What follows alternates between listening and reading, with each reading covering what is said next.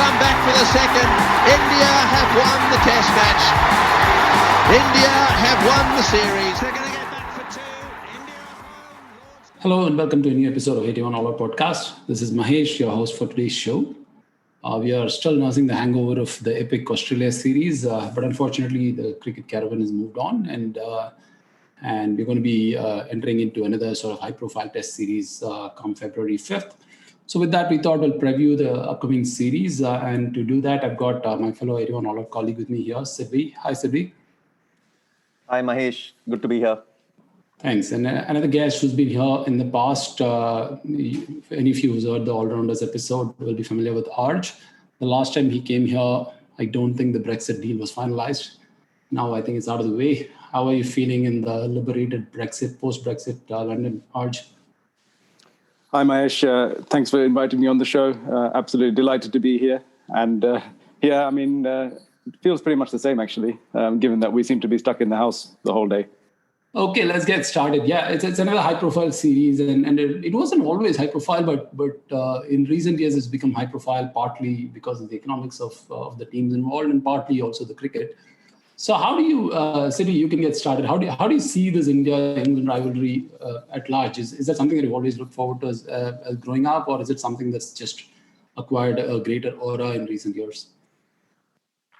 Yeah, I think India-England, was really, really big for, my dad's generation and my granddad's generation, because my granddad, of course, was, very much alive during the British days. He even fought for the British Indian Army. I mean, that time when you fought for the army, you were fighting for the British pretty much. So he fought in the Second World War for the British. And, but yet, at the same time, he also, of course, had, in cricket, he could never support England because of, the colonial reasons. And he felt that there is no way he could support England. So for my granddad and my dad, England series were the markers. You did well against England, you did well in England, then you're pretty much arrived. Not so much for me, because I started watching in the late 80s. And by then, India-England had, was a slightly different feel to it. And so I always felt there's a bit of a comedy associated with England coming to India, especially after 92, when they had all that, all the health issues, and they lost 3-0 as well.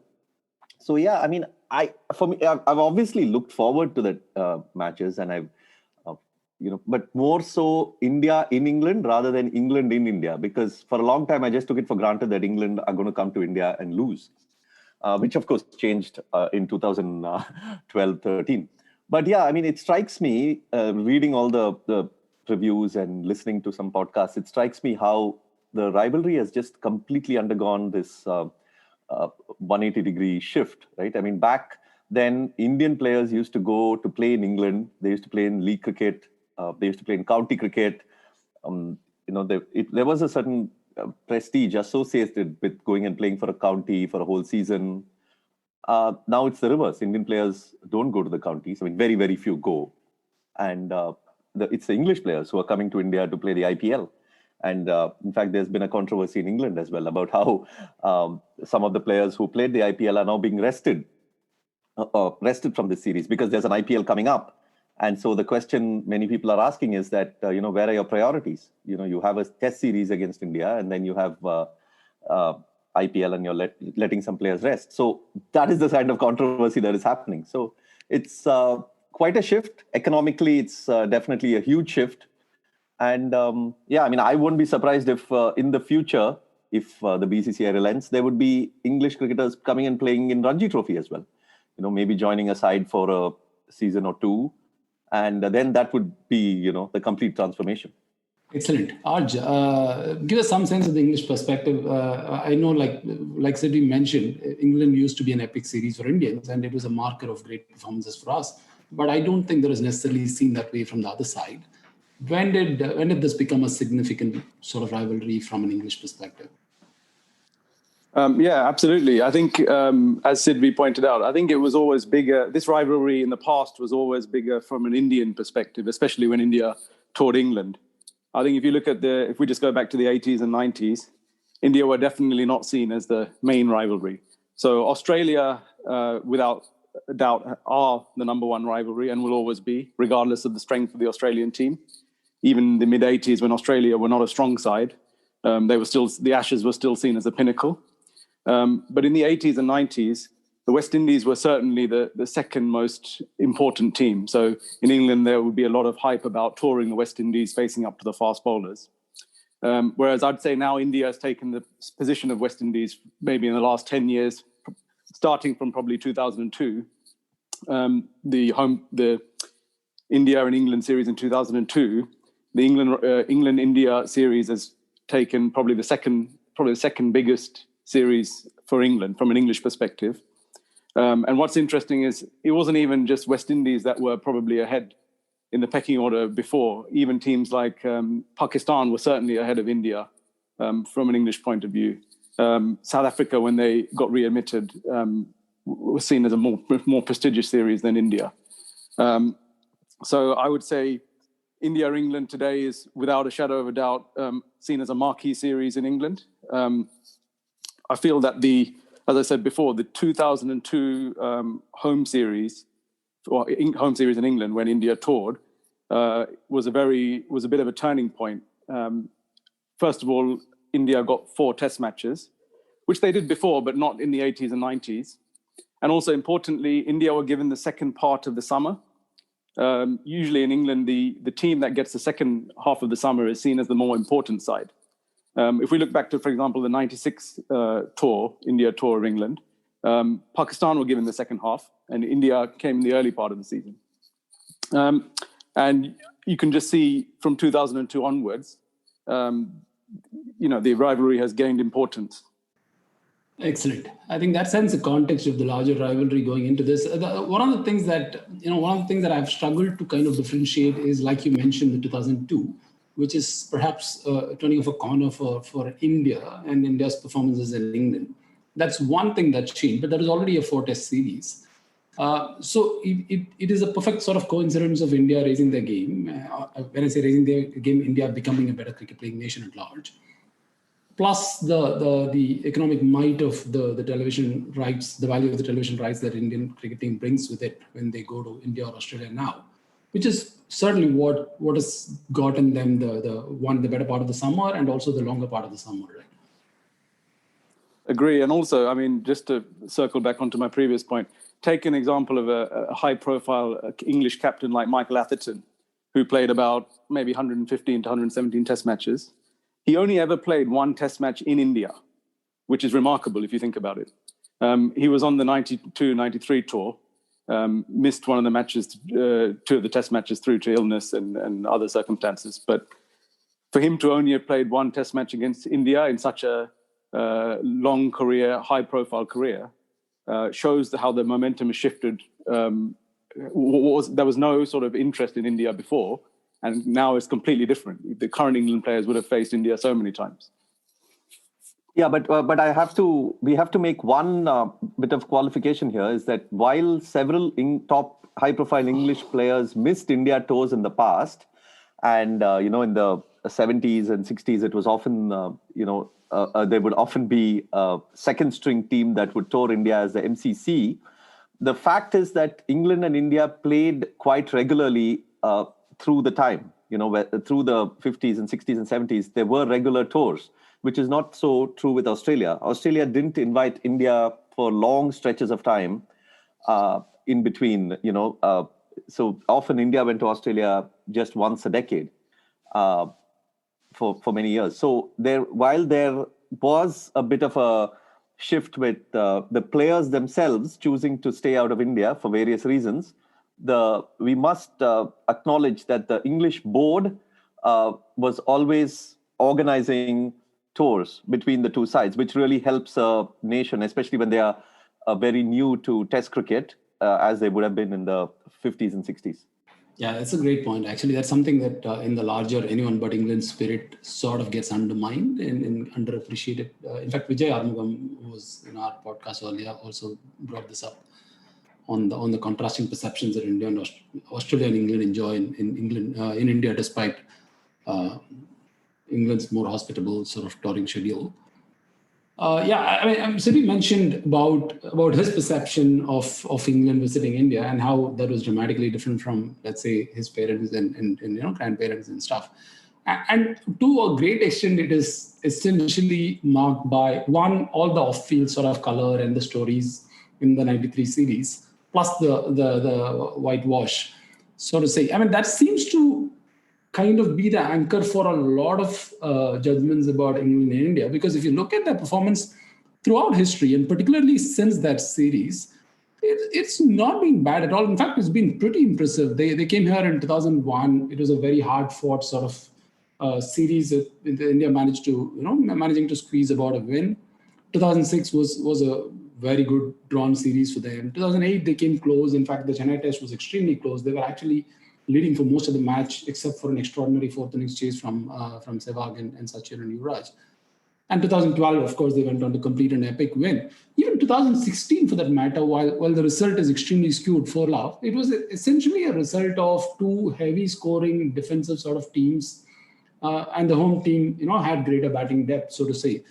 While Forlove looks extreme, I don't think, England put on a fight. England had its chances, and India struggled to get 20 wickets of England throughout that series. And it took a combined might of all their bowling and the depth of the batting to get across England. So, I mean, that is probably an exceptional result. But by and large, Siddhi, especially from your perspective, do you think England's performances in India have kind of been underappreciated given most of the narrative anchors around the 92-93 series? I think so. I think definitely it has been underappreciated. And also, when you read about 84-85 or Tony Gregg's team that won in India in 76, you realize that there have been some tremendous performances from England in India. I mean, for Gregg's team to win in 76, I mean, it goes pretty under acknowledged, but that must have been some achievement. And Gregg himself had a big role to play in that. 84-85, of course, they lost the first test in Mumbai, Bombay as it was then, and then came back to win the series. And again, the batting of Fowler and Robinson, Gatting, the bowling of Neil Foster, all that I think goes a bit under the shadow because the 92 series pretty much has so many of the stories about the Chennai test where Graham Gooch and a few other people went to a restaurant, ate some prawns and then had to sit out. And the 92 series almost has become a comical sort of marker for England's performances in India, though it shouldn't be, because, when England came in, as you said, Nasir Hussain's team, 2001 was a good series for them. And, I was at the Bangalore test actually when Matthew Hogarth bowled that spell. Wonderful spell of swing bowling in Bangalore. I mean, slightly overcast day that day. And England were in with a shout in that test match.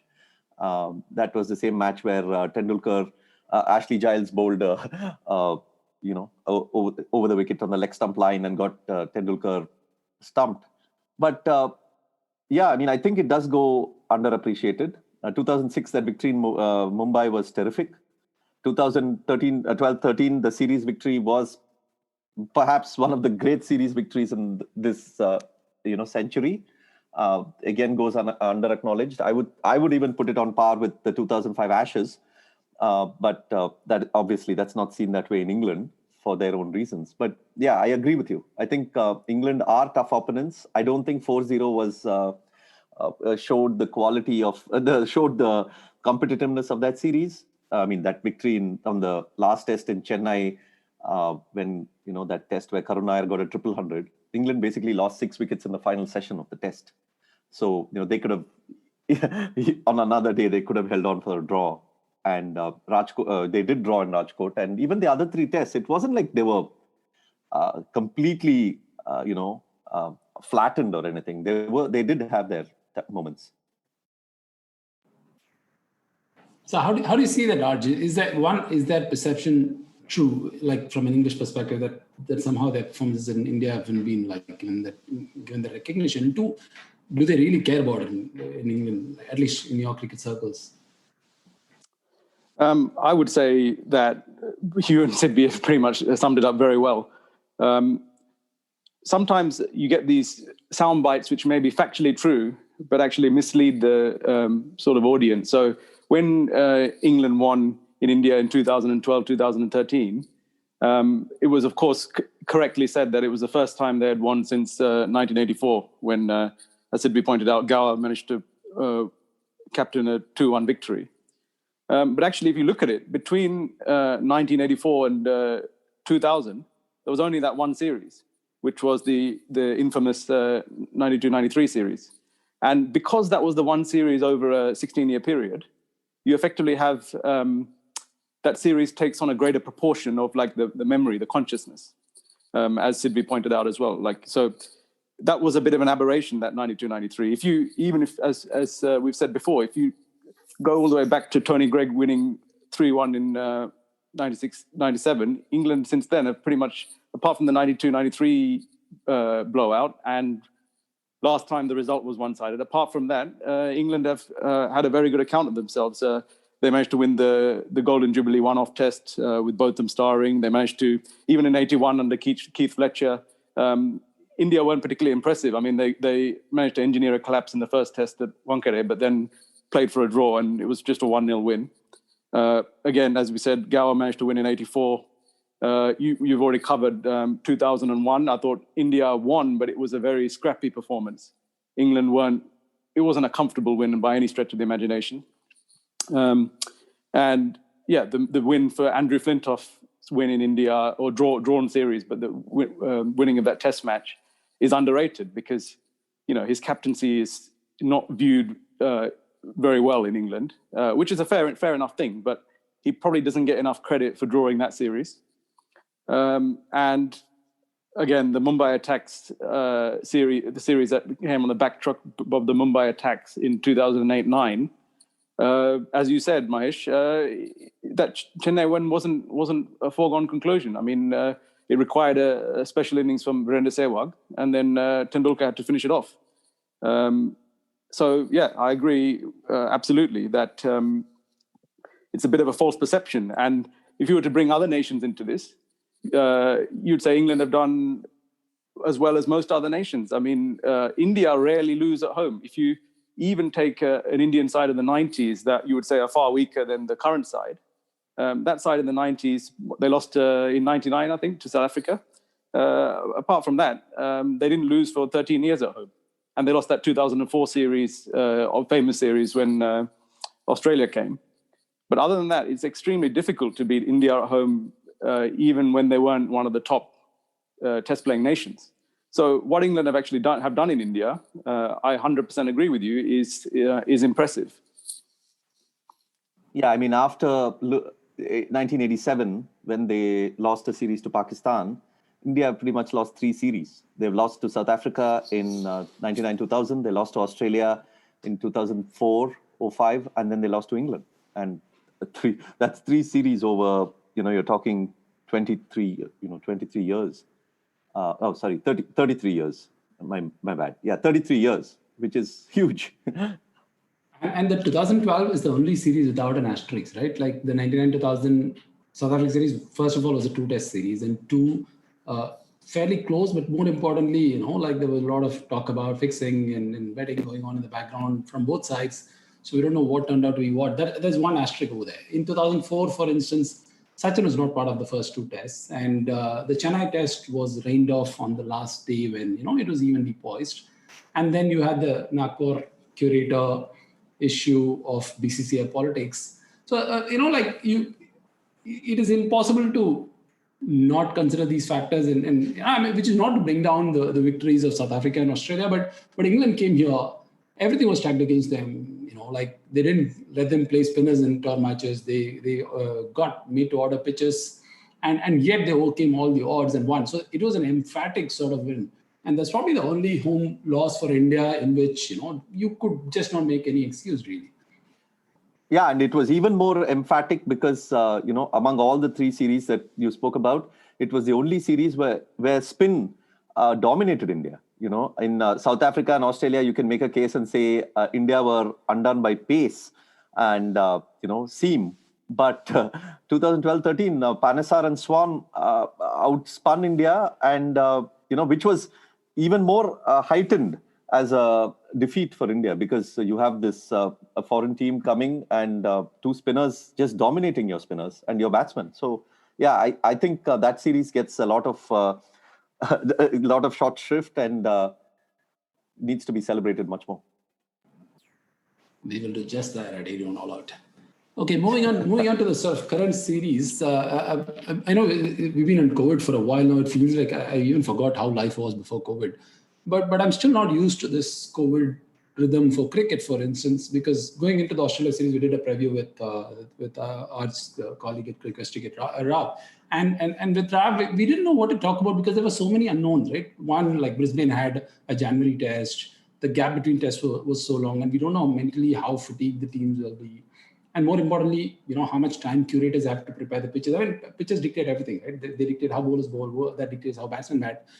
And coming into this series, we have pretty much the same unknowns, but kind of compounded further because Chepauk as a test venue has not been used much in the last decade. I think they played 2 tests, 2013 Australia and 2016 England, and that's the last test that they played.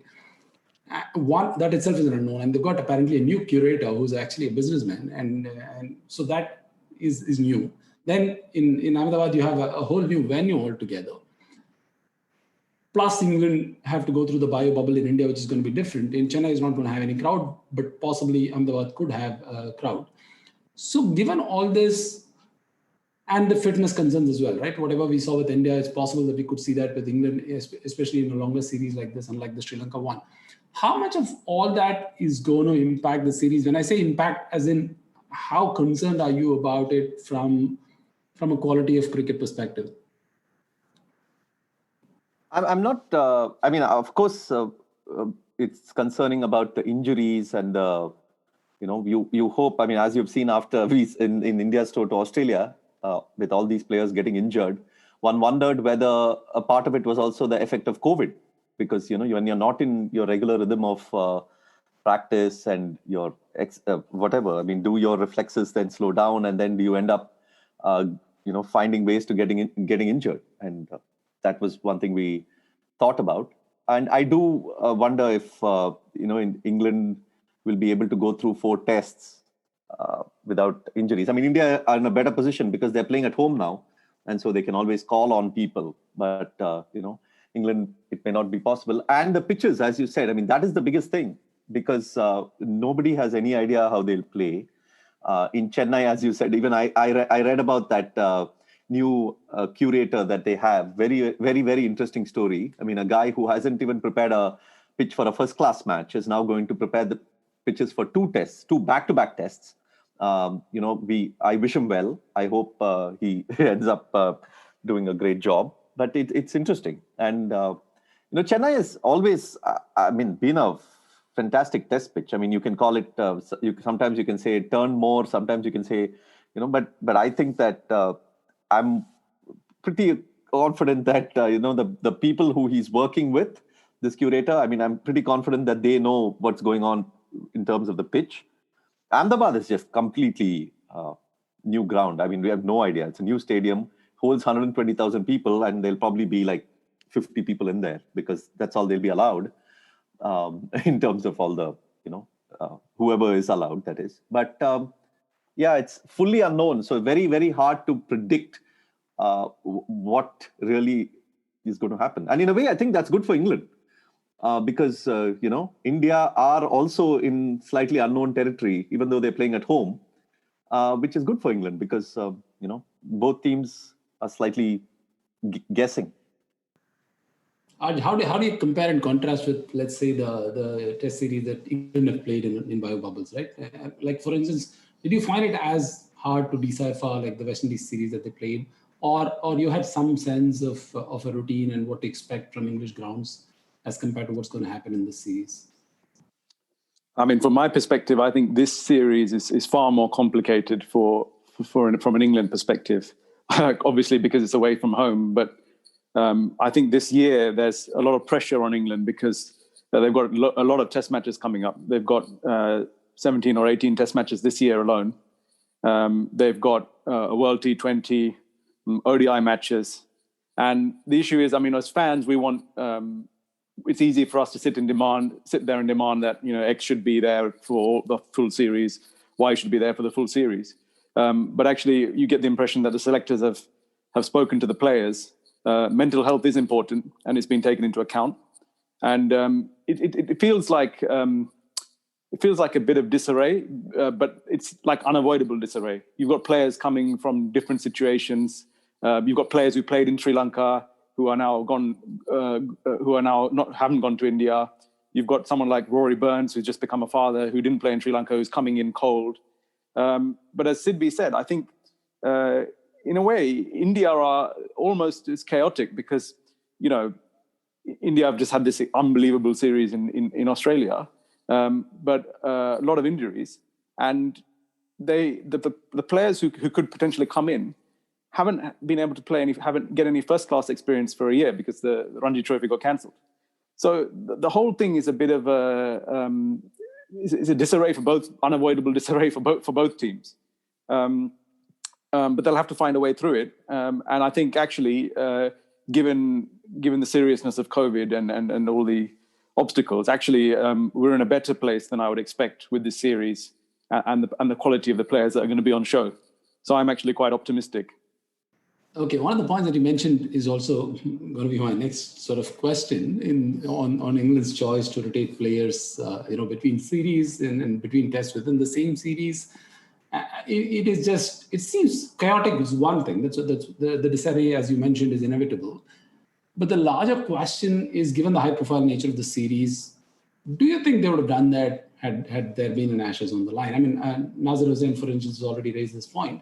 Do you see that as a practical compromise, or what is your stance on that? So my view is that if it was an Ashes series, they would put the bar slightly higher. So Ashes series always takes priority. That's just how England Australia works. Whether it's right or wrong is a different debate. But actually, the reason I'm quite optimistic about this series is it's not like England have sent out a second 11 side. If you actually look at the high-profile absentees, you would say Johnny Bairstow not being part of the squad for the first two tests is a notable absentee. But then you've got to remember that Johnny Bairstow actually wasn't in the side at the end of last summer. He was actually dropped from the English side because he kept getting bowled through the gate of the seamers. And this decision was made before the Sri Lanka series. So we know that Bairstow, relative to some of the inexperienced English batsmen, is probably a better player of spin than them. And on the recent Sri Lanka tour, he didn't score a lot of runs, but he looked far more competent than, say, Sibley or Crawley did. But at the same time, you wouldn't say he is an absolutely critical loss. He had a pretty decent series last time. If you were picking a best side in India, for me, he would be in it. But I don't think he's one player, and he's not, as I said, he's not a permanent member of the side. What I find a bit odd is the fact that you would think Bairstow is more important guy to be playing in this series than he would to be in future series, in England, for example, or in the summer, or even in Australia. So I find that a bit odd, but then I guess he's got a white ball contract. He plays IPL, so these things come into it. So Bairstow is one player. The other one I find slightly odd is Jos Buttler. He's playing the first test only and going home. Now, Ben Foakes, it looks like he will replace him for the second to the fourth test matches. Now, Ben Foakes' career is really odd because he is the best keeper in England.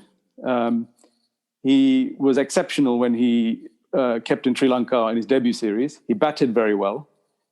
He was completely unfairly discarded from the England side. And he must have wondered how on earth he lost his place. And then now when Jos Buttler actually comes into very good batting form, and he actually kept well in Sri Lanka, the irony is now Ben Foakes actually comes back into the side when Butler's actually in form. So Ben Foakes will do a good job in India, I'm sure of it, with the gloves. So I think if you actually look at the England team that will play India, it's not far away from full strength. You would say it's 90 to 95% there.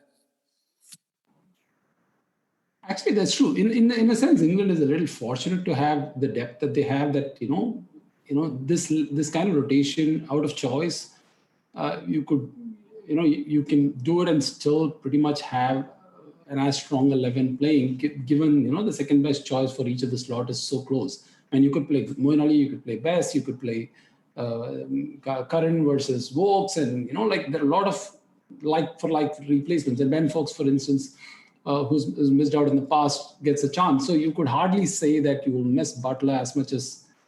So it is not so much about diluting the quality of the team as much as what are you trying to tell us? Yeah, I think also we shouldn't discount the fact that that mental health plays in all this, and with the bubbles, with COVID, there is obviously been quite a risk of that, and Bairstow's had such issues. He has brought up such issues in the past, and I'm sure many other players are feeling it as well. So, the selectors have probably taken that into account as well. I'm sure they've taken that into account, and it's hard to know exactly what is happening, but I would make quite some allowance for that. Fair enough. I think that's a very important angle, to be honest. Yeah, that's true. Arj, sort of taking off on that, how much of an impact or how much of a momentum can England, sort of take from their impressive win in Sri Lanka? One, I mean, conditions are similar, particularly compared to Chennai, and also the wickets are similar, you could argue, and the fact that they play Sri Lankan spin well is a good sign. But at the same time, the two teams are extremely different. India has the batting depth and India has the bowling depth. And when I say bowling depth, one, they have better spinners, more varied spinners, plus they also have much better fast bowlers. So in that sense, if from an English perspective, is there a lot of momentum to be carried into this series from the win in Sri Lanka? So I would say clearly, when you win, it breeds confidence, and this England side have got into a habit of winning. But there are some major caveats against that, which you've already touched on. I would say if you were to pick a combined Indian-Sri Lankan team at the moment, only Angelo Matthews from the Sri Lankan team would get into the Indian side. So there's a massive gulf in quality between the opponents. And I'd also say the other problem for England is that a lot of the questions that needed answering on the Sri Lanka tour didn't really get fully answered. And it was part of that was Sri Lanka's fault, because Sri Lanka, the two innings where they got bowled out cheaply, they pretty much donated their wickets away. It was probably 80 to 90% bad batting and 10 to 20% good bowling. So even though someone like Dom Bess, who has question marks over him, on paper had good figures in the series of something like 12 wickets at 21, actually he didn't bowl particularly well. And I think even though there are some similarity with the pitches, that Galle pitch is much harder to bat on than what I would expect this Chennai pitch to be if they use the black soil. I mean, I'm pretty sure India are not going to order a rank turner. They'll learn from the mistakes from the 2012. I'm pretty sure it's going to be a flat pitch similar to, we don't know, but could be similar to 4 years ago when Karan Nair got the 100 and Lokesh Rahul got 199.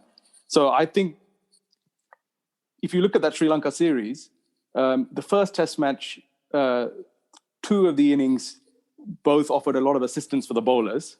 The second test match, the first innings was flat. And in that first innings, when nothing much was happening, neither Dom Bess nor Jack Leach managed to take a wicket. And so I think the spinners have a bit of an unanswered question. Leach is, for me, certainly a better bowler than Dom Bess. But he's had his own challenges. He hadn't played a test since 2019 tour of New Zealand. He got sepsis on that tour, and he was very seriously ill. He already has existing immunity system issues with Crohn's disease. So for him to even be back on the park was an achievement. But he looked like he wasn't quite at his best. He dropped quite short often. And Bess as well. He's a good fighter. He's a good character, but he didn't really show the ability to bowl a stock ball. He was bowling far too many loose deliveries. And you can't afford to do that at this level, especially against this Indian lineup.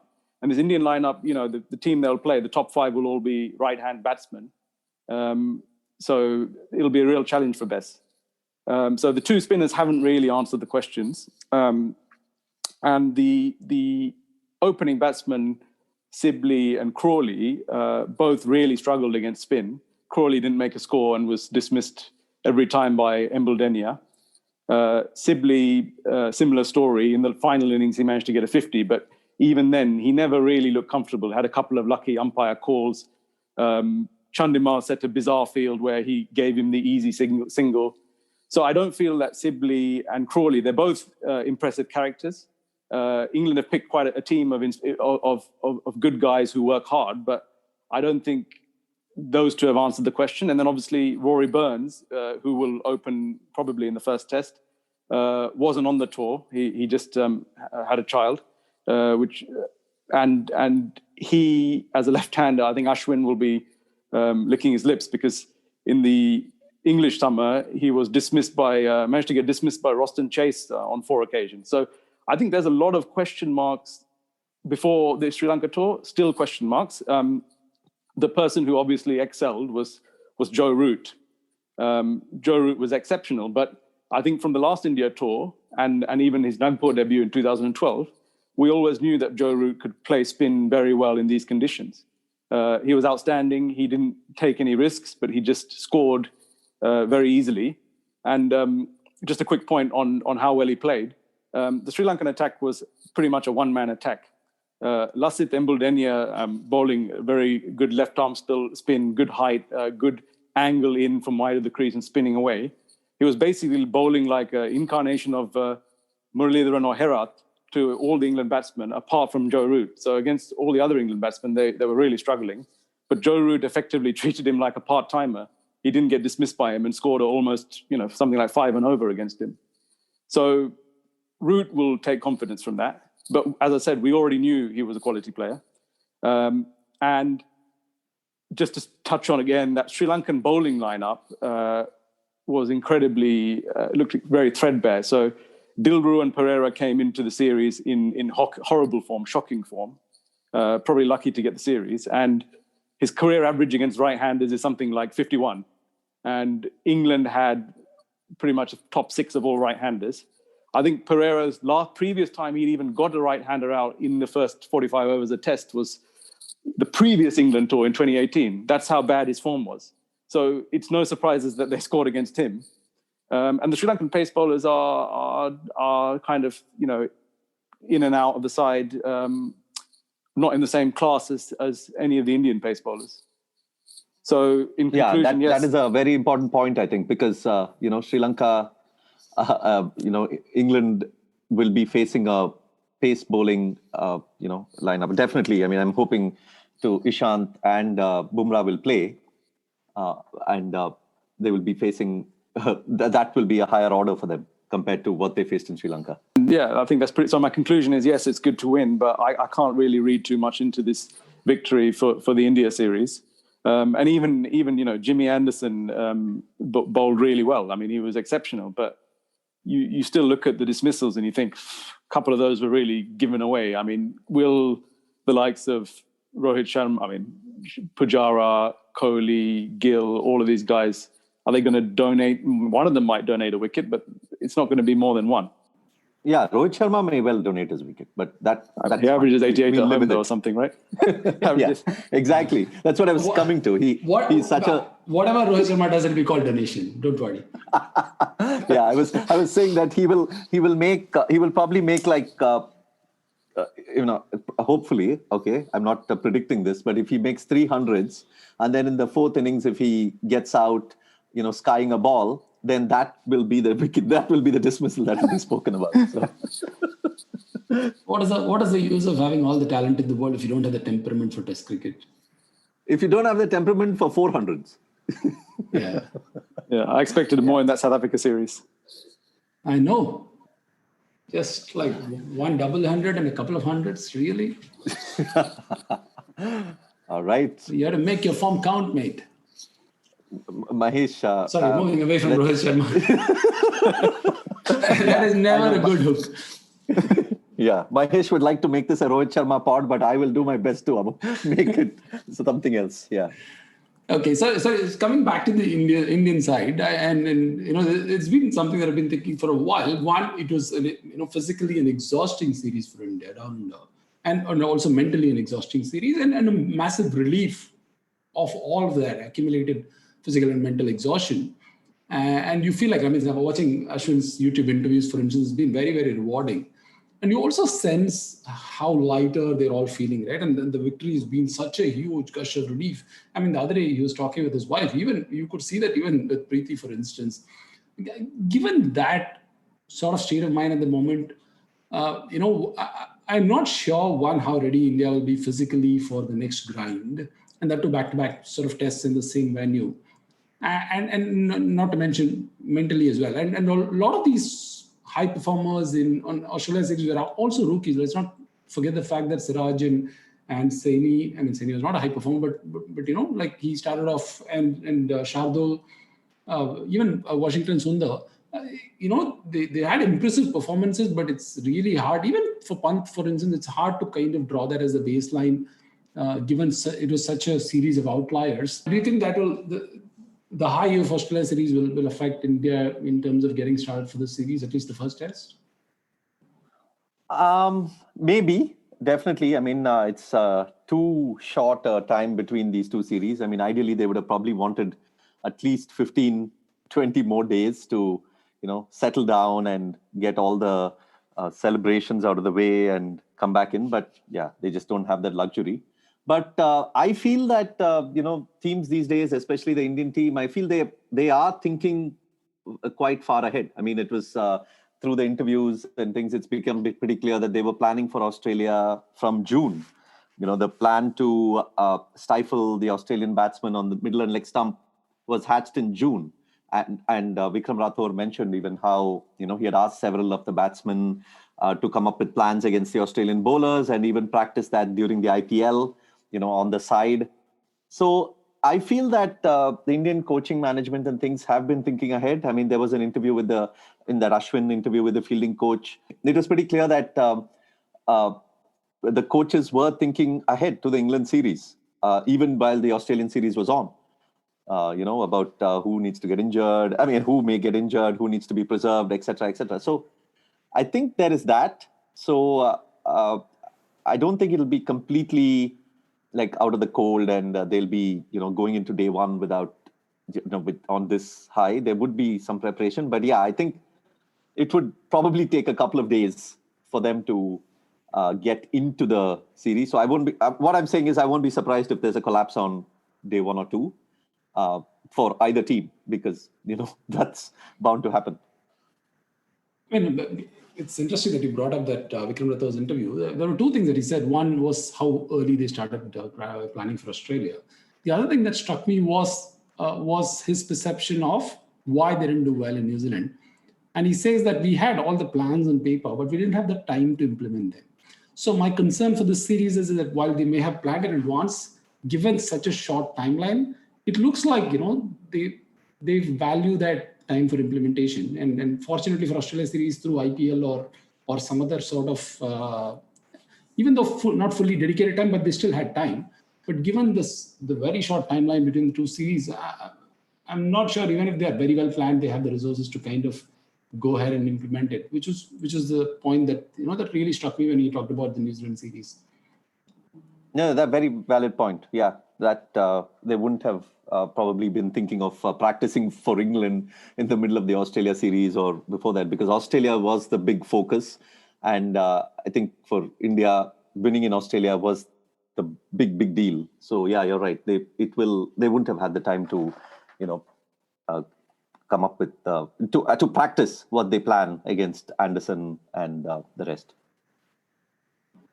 Okay, we were talking about Ashwin's YouTube videos. That's actually a good sort of segue for us to talk about the importance of Ashwin in this bowling attack. One, Jadeja is not playing and Shami is not playing, and these two were the most. From I think they had the best average in the last series in 2016. Even when Ashwin is not so effective, Jadeja kind of filled that void, and India never felt like they were running out of an effective bowler to take wickets, even on relatively flatter wickets.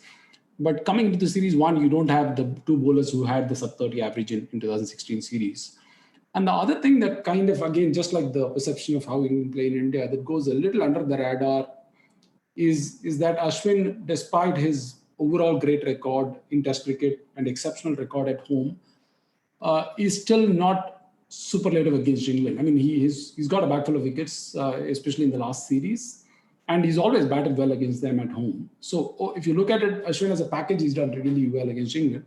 But purely his bowling, considering how he performs against other teams, in fact, his home average is actually slightly worse than his average in England. His strike rate at home is slightly worse than his strike rate in England. And in fact, there's not a single series. I mean, I know we kind of considered 2012 as his worst series, so that should not be given too much weightage. But even if you exclude that, overall, he's never actually played a series against England where he's averaged sub-30. I mean, these are extremely high benchmarks because it's Ashwin. But given we go into the series with such a huge reliance on Ashwin, how much of these things should be considered for England? Like England has played well, and he's also coming off a very long trip. So how much of that is that a handicap for India? Just going back to the part about the India moving on, of all the players, I think Ashwin will probably find it the hardest to actually, it's probably the one you'd be most worried about from an Indian perspective. Even though Pujara and Rahane were the only two that played all 4 test matches, Ashwin obviously got injured at Sydney, and he's so critical to the Indian bowling future thing with Jadeja out. He's so critical, whereas the batsmen have each other to help. Ashwin is critical. And I would, in terms of his record against England, I would firstly say, let's ignore what he's done in England, because I don't think that has that much relevance to this particular series. Then you're looking at the 2012 series, where he didn't bowl very well. But he's a completely different bowler. He was a different bowler in 2016 to 2012. He got far more revs on the ball. He changed his delivery position slightly. He's always one who experiments a lot and tries out different things. But actually, even that last tour in 2016, it was such a high-scoring series that an average of 30 or so, 28 wickets at 30, is still a very impressive series overall. Because, England was scoring 400, India was scoring 500, 600. I mean, it was a really batting-friendly series. So I think Ashwin had a good series, had a very good series. As you said, he batted well as well. Now, if you from a concern point of view, it would be, is he ready in terms of fitness and the adrenaline from the Australia trip? I think he should be fine. I think the scores he'll have to settle are, obviously, we know that naturally as an off spinner, he's much better against left-handers than right-handers, averaging 20 against the lefties. And he's got a pretty good record against Ben Stokes, who will be a critical player for England. So he should have a good opportunity there. But the issue for him, I think, is Joe Root is in really good form, and Joe Root has a very good record against Ashwin. Ashwin has dismissed him, but I think Joe Root has scored a number of runs against him. Joe Root may even average something like 80 plus against Ashwin. And as you said, without Jadeja, it will be extra onus on him. But I would use the previous series as a reference point. Chennai will be a challenge for him because we don't know exactly what the pitch is going to be like. But generally last time it was very slow. So a batsman, even if you deceive a batsman in the flight and on length, they can actually adjust, which is why someone like Jadeja was so effective, because he bowls quicker speed than Ashwin. At the same time, Ashwin is a smart enough bowler to figure these things out. And, he did pretty well the previous test in Chennai. I mean, as you said, we haven't got many examples. In 2013, he did pretty well against Australia. I think there's a lot of unknowns with the English batsmen, because you're going to have 3 or 4 guys who faced him in England in county cricket. But you haven't got, it'll be hard to see whether, they haven't got that many left-handers as well. So, yeah, we'll see what happens.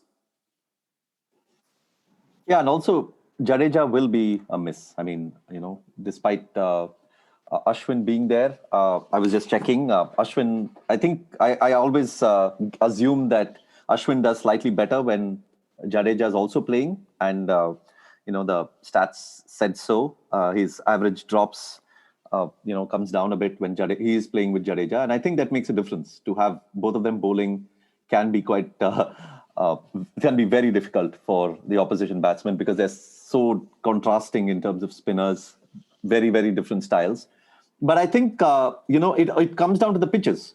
If the pitches are like the home series against South Africa, then, you would expect the pace bowlers to have quite a say. And then Ashwin's burden is immediately lifted quite a bit. And then he can, who can play that. He doesn't need to be the one guy who has to get most of the wickets because, the pace bowlers are doing it as well. But if the pitches are, going to be slow and not so pace friendly, then it could be him doing the bulk of the work, and without Jadeja's support, which could be very interesting to watch. But again, one thing about Ashwin, as we know over the years, is that he's so good with preparation. As of course, he might not have had the time to practice the thing, but he will have plans in play.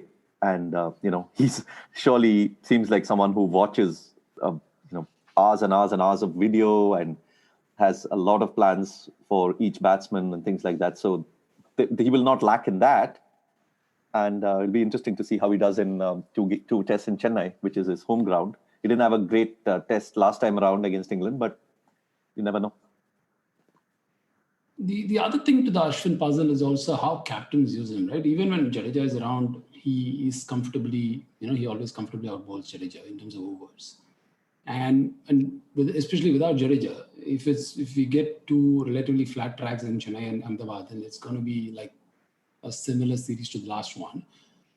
It's going to take a lot out of him. I know, like Arj mentioned, 30 was still a good average and he got a bucket full of wickets in the last series. So, which is not to take anything away from Ashwin, but England, we got to give credit to England that they've traditionally played him all right compared to the rest of the teams. So the other factor is also the fitness factor, right? If you get two flat wickets and captains tend to over-rely on him, even if Kuldeep, is playing, somehow he is always going to be more preferred by the captain over the other spinners, whoever it's going to be. And the other difference with the South Africa series is that now Shami is not playing. And Bumrah has never played in India before. Ishant is coming back from an injury. Umesh is not there. So in some ways, some of the sort of recent success of fast bowlers in India is also not quite a baseline for us to go by. Like so many things in this pandemic life, there is no real baseline for us to compare anything with. So even in terms of the effectiveness of paces, it's going to be a bit of an unknown, isn't it? Yeah. Nobody knows anything.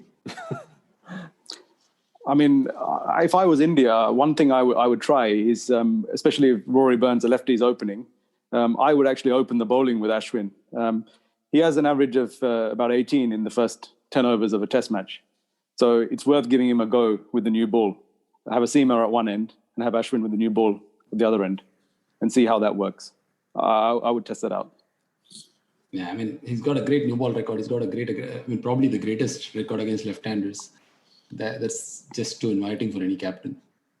I was reminded of the Melbourne test, which Ashwin recounted with Ravi Shastri going up to him and saying, Ash, you need to bowl in the first 10 overs. That was quite an epic imitation. Yeah. Okay, now that we spent so much time on Ashwin and kind of talked pretty much everybody around him, let's just go into the team combinations. Perhaps it's good to start with England. Arj, what do you think will be the team combination going into the first two tests? What would be your sort of ideal 11? What do you think is the 11 that they'll go with? My ideal 11 would be Johnny Bairstow in there in the top order, but he's not going to be there.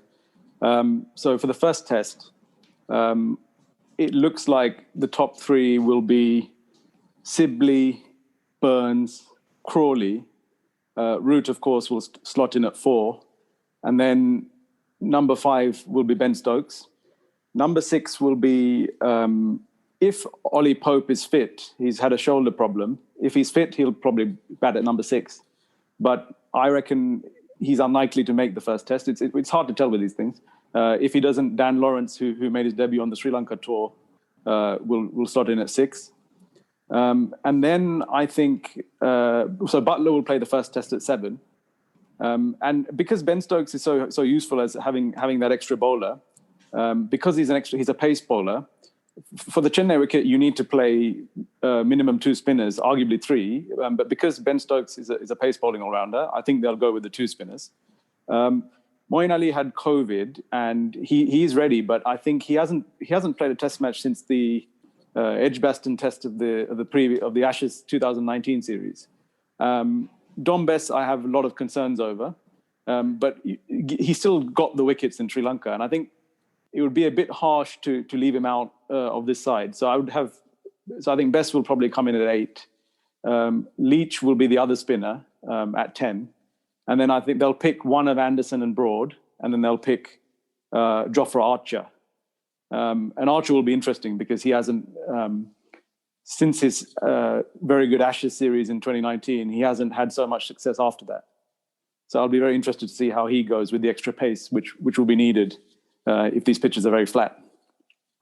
So I think that's how I see the 11. I reckon they'll probably go for Anderson over Broad.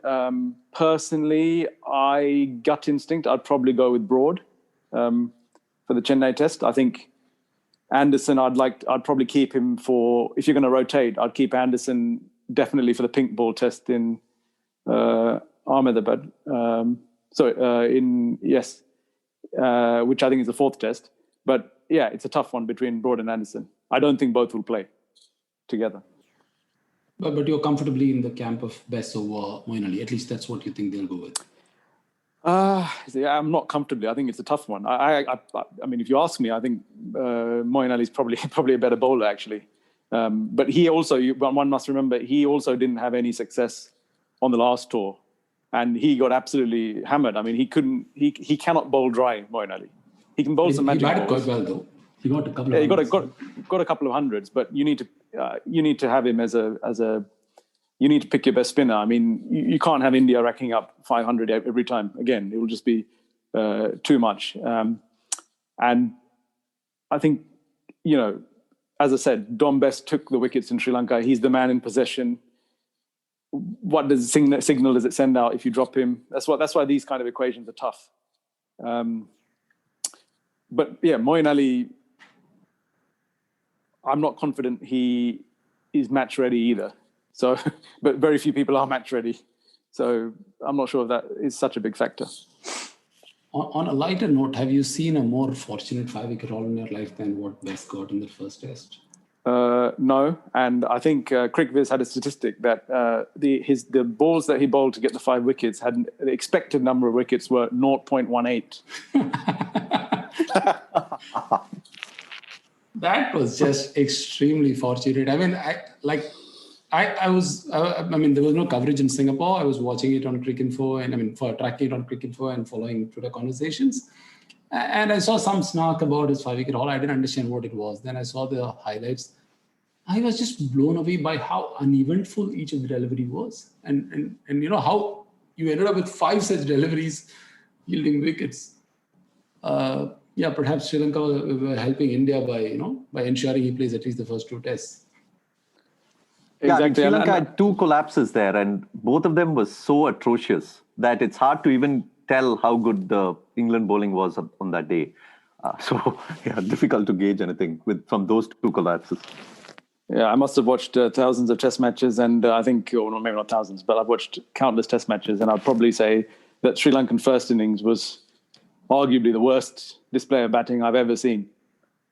It was worse than India's 36 all-out by some distance.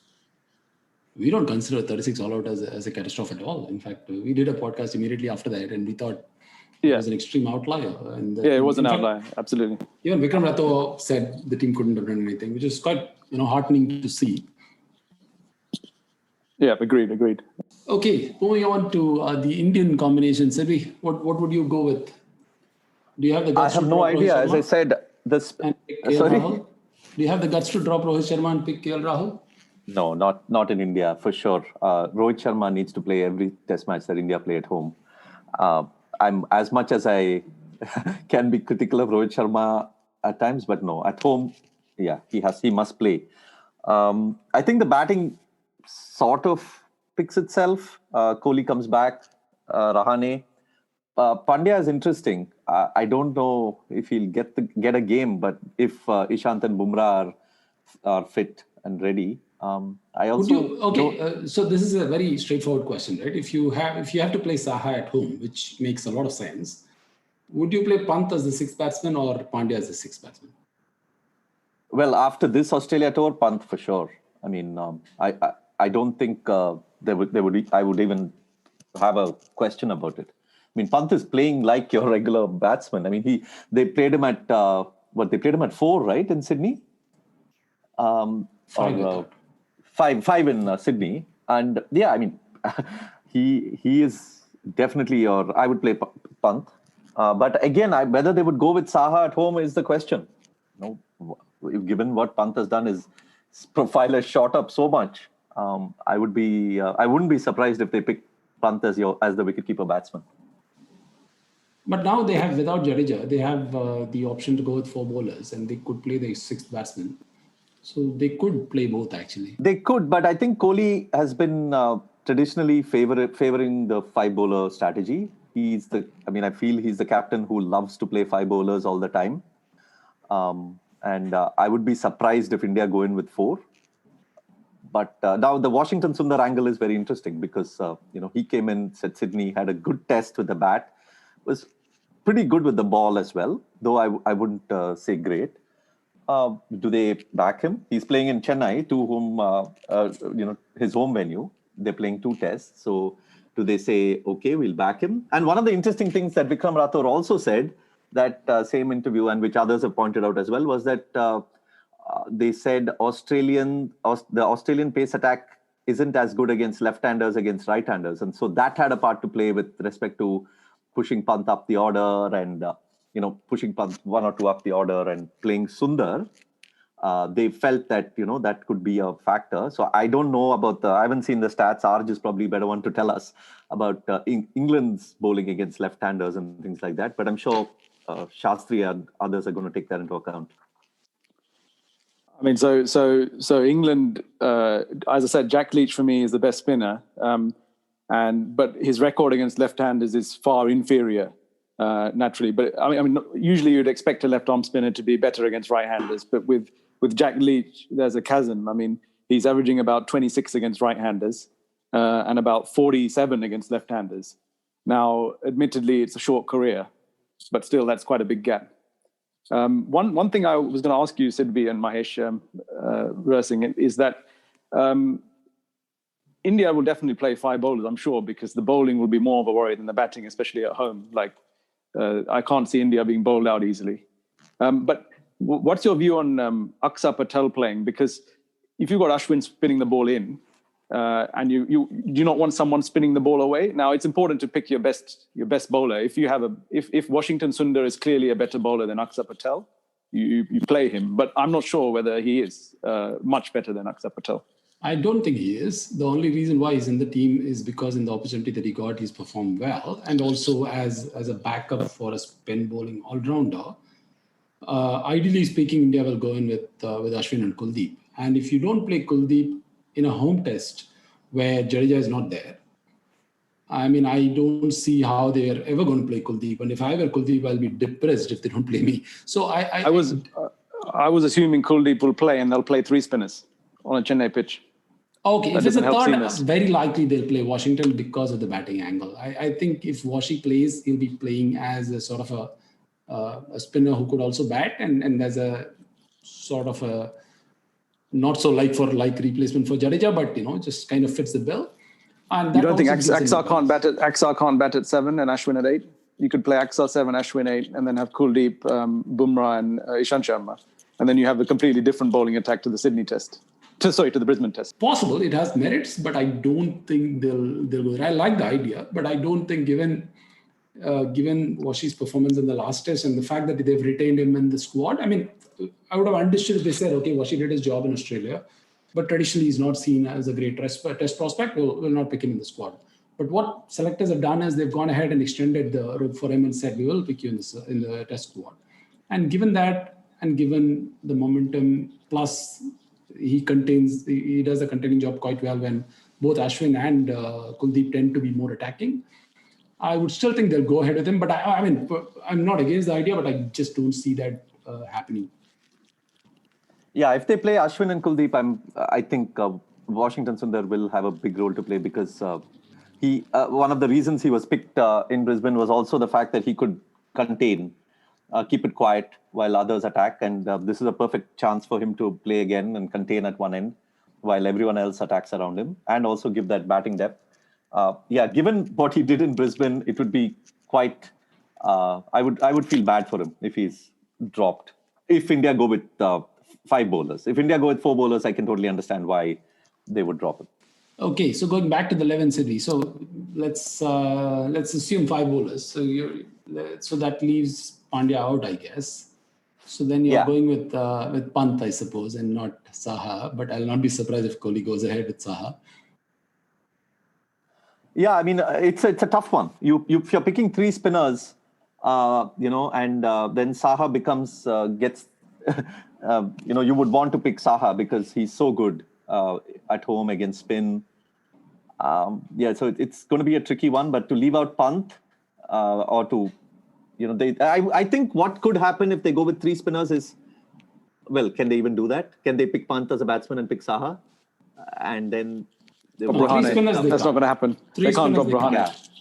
Yeah. So then that's the problem. Then that's the question. If you have 3 spinners, you have to. I guess you will want to go with Saha, but you can't. But then if you go with 4 bowlers, you can probably pick Pant as a batsman. So it's a tough one. I would go with Pant as the wicketkeeper batsman, and I would hope that he makes fewer mistakes than he scores runs. I mean, before all the outrage cycle could start, let me just state this absolutely clear here. It's perfectly fine if Kohli goes ahead with Pant because he's coming off this hot streak of performance, and at home you could afford to drop a few and still back your bowlers to create enough chances, and it also makes perfect sense to play Saha. So just because Kohli happens to take one decision over the other. I won't be surprised if the massive outrage cycle starts again, but it should surprise nobody if he goes with either of the decisions. Yeah, and it's such a marginal call that I don't think that the outrage eventually will start only if Pant drops a catch or if Saha fails with the bat. That's almost like trigger for the outrage, and that's quite silly because you're just outraging over the result, not the decision. I mean, you already knew it. By picking Pant over Saha, India is going for assurance for lesser opportunities. Yeah, but I'll be more surprised. I think the outrage will be more if Pant is dropped and Saha is picked. Then you're like, he's just won you a series in Australia. He was the man of the match in Brisbane, and this is what you're doing. Kohli is whatever. Yeah, that would be really weird if Pant is dropped for sure. Though I can understand why they would go with that decision. If you're going with 5 bowlers and 3 spinners, you want to have Saha there behind the stumps. I can understand. But it'll be, given the celebration and the hangover, it'll be a strange decision on that front. Okay, going into the bowling attack, Ishant walks back in straight away, I suppose. Yeah, I mean, I think if Ishant and Bumrah fit, they play. That's all. I mean, there's no other question. And if they're not fit, I guess Siraj, if one of them is not fit, Siraj will be the... Siraj comes in, yeah. More than Shardul, I suppose. Yeah, I mean, as much as we all love Shardul for everything that he can do on a cricket field, Siraj has done more than enough in Australia to be that replacement bowler. So a slight detour on Shardul. The other day I was looking at the 2012 series scorecards. And he played for Bombay in the practice match for England at D.Y. Patil. And he must have been, 20 years at that time? Wow. I had no idea. I had played that on that series. Yeah. So he's one of the connecting points to the 2012 series on both sides, actually. Okay. So that seals fast bowlers. So spinners, if it's 3, I think both of us agree that it's going to be Kuldeep, Ashwin, and Washi. And if it's two, it's so then you basically either play Pant and Saha or play Pant and Pandya as a sixth bat and then play Kuldeep and Ashwin. Okay, so yeah, there's enough cause for outrage one way or the other because somebody who performed well in Australia is going to get dropped. It could be Washington Sundar, it could be Pant, it could be Shardul Thakur, it could be Siraj, and I'm really looking forward to the pointless outreach. Talking about the spinners though, I mean, I think one point I wanted to bring Arj in as well. I watched quite a bit of that England-Sri Lanka series and, there was a lot of talk of Joe Root sweeping. And, I think traditionally he has been, very good on the sweep. I saw a stat that said that among all the batsmen, who have got runs on the sweep, he's got like way more than everyone else. I'm looking forward to seeing if he continues with how he continues. I mean, he did sweep in the previous series in India and even on the first on his debut. But I'll be interested to see how, the Indian spinners handle that and how he sort of does that in India. I agree. He's been excellent with the sweep. He played different types of sweeps against Sri Lanka and profited. And he did it in a way that was almost made it look like it wasn't a risky shot. Now, interestingly, he was out sweeping the Chennai test twice. I think he got a dodgy decision in the first innings. But this is where I think India will miss Ravindra Jadeja because he is quite a hard bowler to sweep. So I think Joe Root is obvious. He's the big wicket. He's the only England batsman who currently averages over 40. He's got a very good record against Ashwin. I think, I know we're going back to it, I think India may be missing a trick for not having a bowler who spins the ball away from the right-hander. Not just for Root, but in general. I think that a lot of these English batsmen are not comfortable with spinner drifting in, turning away. Now, I'm not just saying that because of Embledenia. I just think in general, you need to have a bowler who is spinning it away. I think it will help Ashwin as well. Noting that Washington Sundar is a different type of spinner to Ashwin. But yeah, back onto Root. Yeah, I think he looked so comfortable in the last tour. He just didn't make enough big scores. And on this tour, he's going to be under so much pressure. Anything less than a big series from him, big meaning probably an 80 averaging series, England will be in big trouble, I think. Yeah, this looking good and not quite making big scores seems to be the bogey for Root, isn't it? In all the comparisons against the other three.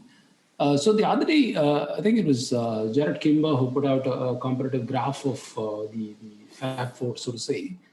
And Root started slightly earlier. I mean, he achieved his peak also slightly earlier. And he never really fell too much from the peak.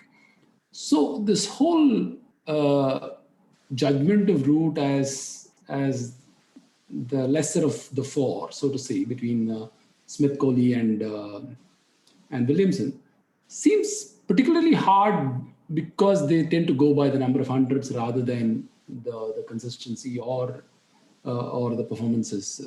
Arj, how do you look at that comparison? Well, I think the problem with this is that Root is a world-class player, but the problem we have is that you've got someone like Steve Smith, who's averaging about 62. And if you look at the gap between him and Joe Root, who's under 50, that is absolutely huge. I mean, you wouldn't compare Joe Root to someone averaging high 30s. So Steve Smith is kind of in a league by himself. And I think, unfortunately, Root has fallen away from the other two as well, Kohli and Williamson. So he's had an excellent series in Sri Lanka, but he'll need to have a stellar year to actually get back in mixing with Williamson and Kohli. Now, I think Smith is in a different sphere altogether. Just his consistency is just too good. But the other bizarre thing about Joe Root is there's a massive discrepancy between his numbers batting at number 3 and batting at number 4. And for some odd reason, there was an insistence that he bats at 3. He actually averages under 40 at number 3 and averages about 54, 55 at number 4, I think, off the top of my head. So it's a clear, obvious thing that, yes, Root is the captain, but the most important thing is his runs. And it seems to me, why on earth would you move him to number 3 when he's so successful at number 4? Even last summer, he had a couple of innings at number 3. So whatever it is, I don't know the reason, but whatever it is, they have to put him at number 4. It's almost a chauvinistic sort of take, right? That he should bat at number 3 because he's the captain. He's got to be more responsible, whatever. But I mean, forget that he's a captain. He's also your best batsman, and he's your best batsman at number 4. So it serves the team well. It serves him well. I don't even see the point of this whole debate about why is he not batting at number 3, and that seems to kind of do the rounds every now and then, right? I mean, it's a topic that never seems to fully die down.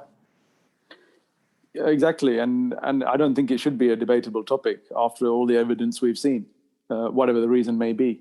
But also, I think, interestingly, England's last 2 captains, Joe Root and Alistair Cook, both of them, even though they grew up in England, are better players of spin than they are of pace, which is strange. So I think there's no reason why Joe Root can't have a profitable series. If you look at his records against sort of the Indian bowlers, he's got, I mentioned before a few times, he's got a very good record against Ashwin. He's got a decent record against Jadeja as well. Jadeja's had a bit more success. He's got a very good record against Ishant.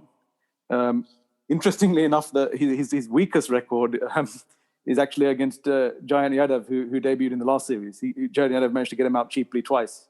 And he's got a good record against Umesh. I think Bumrah, he played only in that home series in England, so I wouldn't read too much into it. The home series for him. So, yeah, I mean, this is an ideal platform now for Root to really make big runs. The pitches, the Indian attack is very good. We don't know exactly what the pitches are going to be like, but we suspect they're going to be very batting friendly. So, you know, stage is set for him to make himself a part of that. I'm going to call it the Steve Smith and Fab and 3 combination. On this series, I also want to touch a little bit about the context of the World Test Championship and given all the recent changes about the qualification in terms of percentage versus points and all the compressed series and some of them, like we don't even know if South Africa Australia is going to happen or not and all that. Given so many unknowns, do you think that'll play a part in how teams go about it, particularly in the later part of the series when the margins can dictate who goes ahead and who doesn't? Do you think that'll have any bearing on the series, on the cricket part of the series? Not early on, I think, definitely. I mean, in the first 2 tests, I mean, of course, the teams will be keeping an eye out for it. But the fact is that, the margins need to be so wide. Like, I think England need to win by 3 tests to, have a chance of qualifying for the final. That's assuming South Africa, Australia goes ahead and all that. So it's not like, they have to draw the series, or it's not like they have to win by 1 test where their minds might have been more on it.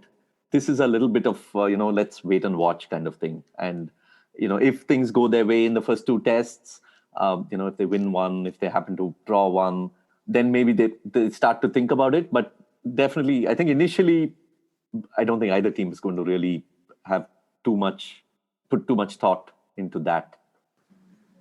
Fair enough. Just one last, as usual, our ritual prediction before we wrap it up for the series preview. Oz, do you want to go ahead? Yeah, I would say I think England will bat well enough in one of the test matches to get a draw, possibly one of the Chennai tests. I think India will just score too many runs. I think England don't know how to get reverse swing using the SG ball. They struggled to get it last time, even though they got it with the Kookaburra in Bangladesh. I think India will rack up the runs. You can pick any one of them to rack up the runs. Kohli's a good shout as always. And I think they will lose 3-0. England will lose 3-0. They'll fight hard at times. And I just think there's too much inexperience in the batting lineup. They're touring India for the first time. You're going to have 4 of your top 6 relatively inexperienced. Funnily enough, Ashwin actually played for Nottinghamshire. He bowled against all 4 of them. So he bowled against Lawrence, Burns, Crawley, and Sibley. He only played 5 matches, and in 4 of them he bowled against each of them. And Sibley actually made a double 100, not out, and 100. Burns was the only one he dismissed. So they have actually seen him before, but it's a completely different thing to play him in Indian conditions under pressure of a test series. So I reckon it'll be too much for this England side to do anything against such a powerful Indian unit that has only lost one test match since England won the previous series, since won in 2012, and that one test match at home was on a ranked turner. There aren't going to be any ranked turners in this series. I can't see any. I don't want to kill the fun, but I can't see England really challenging on this one. They've got some good characters in the side, players who will learn, but not enough certainly not enough to bowl India out and for a low score. And I think the batting eventually will be worn down on these slow turners. So what's the prediction? So 3-0 to India. England will get a draw somewhere. Okay. And who do you think will be like your pick for the batsman of the series and the bowler of the series? Just so that you can go wrong on multiple dimensions. Right. I mean, that's the obvious choice. Yeah. I mean, to be honest, if you, I'm glad I wasn't involved in any podcasts involving Australia, India, because I would have got every prediction wrong. But for this one, you can't look past Joe Root for England with the bat, and you can't look past. I don't think you can look past Kohli with the bat for India. I just think he'll be hungry. His home average is phenomenal. You can pick any of the Indian batsmen. I think Ashwin will be the main man with the ball.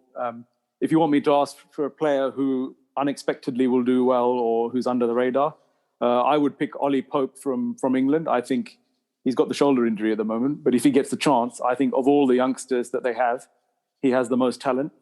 So I think I'm going to go for the surprise package of Ollie Pope. But apart from that, I think it'll be the boring answers like Kohli, Ashwin, Root, and for England, the bowling is going to be tough, I think. I think Leach probably, but I can't see them doing too well with the ball, to be honest. Come on, Sibley, your turn to be wrong. Yeah, exactly. So everyone, I mean, I rarely get predictions right. So this is obviously going to be way out of the mark. I like the way England played in Sri Lanka, but I think the quality of the opposition and even the conditions they're going to come up against is totally different. I can see them, I can see them fighting. But again, it'll be really, really a big achievement, I think, if they can pull off even one test. So I'm going to go with Arj as well. I don't think there'll be a draw, but I don't think there'll be a whitewash. So, let me just say England will win a test. Why not? With the pink test, they might have a chance. And I'll go with 3-1. And as for the batsman of the series, bowler of the series, it could be. I'll go slightly different from. I'll say Pujara. I think Pujara will continue his. I think Pujara will do really well. Bowler, I would like to think Bumrah will have an exceptional series. First time he's going to be playing in India. I hope he plays all the tests and gets, say 25 wickets. That's my hope. I always want Bumrah to do well. So, this is not so much a prediction as a hope that Bumrah has exceptional series. So the last time an Indian genius played his first full home series against England, it resulted in a whitewash. Wait, what is this? No, Sachin's first. Oh, Sachin. Okay. Sachin's first full home series was the 93 one, right? I mean, he played one off test before. Yeah. So now we have Bumrah playing his first series in India.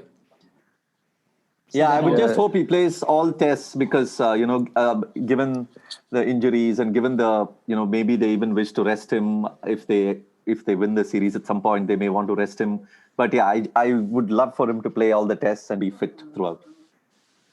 Okay, now that I've got you guys to, give your predictions, it's only fair that I also give out mine. So I'm going to go with 2-1 for India. One, I think Sibley is going to score a big 100 where everybody is going to say Ashwin cannot bowl to right-handers. So I see that happening. And Arj also mentioned that he's played against him before. But I think England usually comes well prepared and we don't give them enough credit for how well prepared they come to most subcontinent trips. Like even last time they went to Sri Lanka, they won 3-love, and last time they came to India, of course, it was a bad result, but they usually come well prepared, and they've got players who are good players, batsmen who are good players of spin as well, particularly Joe Root. So I think it's going to be a hard-fought series, and both wickets will be relatively on the flatter side. I also think Ashwin will be worn out. Captains will use him a lot, and he's already sort of physically exhausted. So I'm going to go with a slightly left field pick. Kuldeep will be the bowler of the series for me. I think it's just if it becomes true, it's going to be a fluke. But I think he's been in the sideline for too long, and he's too good a bowler for not to be playing in the 11 for too long, even when Jadeja is missing out. So I think this could be a breakthrough series for him. From a batting perspective, I'll probably go with Root. I think he's going to have a good series. And I'll always go with Rohit Sharma. So that's fine. Yeah, and none of us have mentioned Gill, but this could be a big series for him as well. First series at home, against England could be challenging, and it could also be his chance to, make multiple hundreds. Absolutely. There are three Indian players who have hardly played at home. So Bumrah, first series at home, Gill, first series at home. And I think Rishabh Pant is only played 2 tests at home. So 3 of them are, obviously all special players. So it'll be good to see them at home. Yeah, and Rishabh Pant at home, I think in both those tests, he got 90. 92. He got 92 in both, I think, against West Indies. Yeah. Okay, I think we pretty much covered most of it. So at least as much as we could in a series like this. Thanks, Arch. Thanks for joining. Thanks, Siddhi, as always. Thanks for joining. No, thanks for having me. And we should get together again either midway or at the end of the series for laughing at each other for how wrong we were. I'm sure listeners will remind us on Twitter. Yes.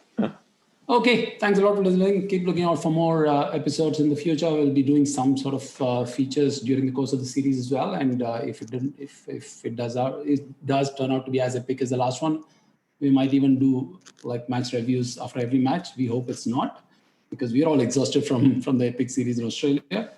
Yeah, thanks for listening. Take care. For the second, India have won the Test match.